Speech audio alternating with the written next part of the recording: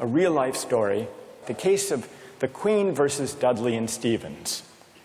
This was a 19th century British law case that's famous and much debated in law schools.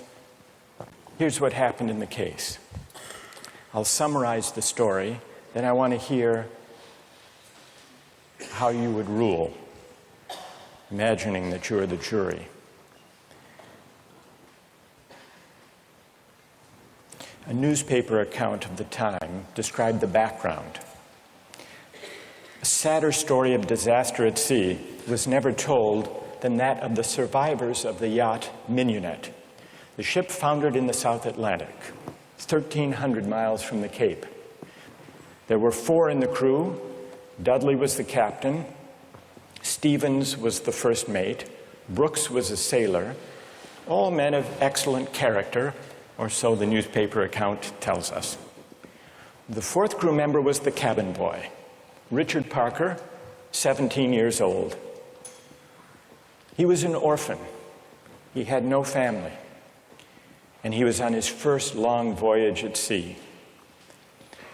He went, the news account tells us, rather against the advice of his friends. He went in the hopefulness of youthful ambition, thinking the journey would make a man of him. Sadly, it was not to be. The facts of the case were not in dispute. A wave hit the ship, and the Mignonette went down. The 4 crew members escaped to a lifeboat. The only food they had were 2 cans of preserved turnips, no fresh water. For the first 3 days, they ate nothing. On the 4th day, they opened one of the cans of turnips and ate it. The next day, they caught a turtle.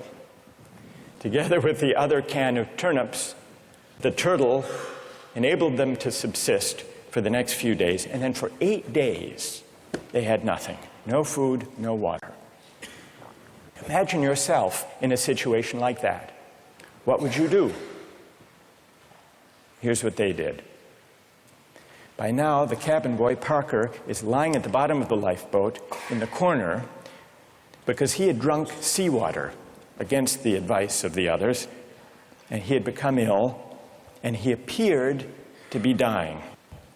So on the 19th day, Dudley, the captain, suggested that they should all have a lottery, that they should draw lots to see who would die to save the rest. Brooks refused. He didn't like the lottery idea. We don't know whether this was because he didn't want to take the chance or because he believed in categorical moral principles. But in any case, no lots were drawn. The next day, there was still no ship in sight, so Dudley told Brooks to avert his gaze, and he motioned to Stevens that the boy Parker had better be killed. Dudley offered a prayer. He told the boy his time had come, and he killed him with a penknife, stabbing him in the jugular vein. Brooks emerged from his conscientious objection to share in the gruesome bounty.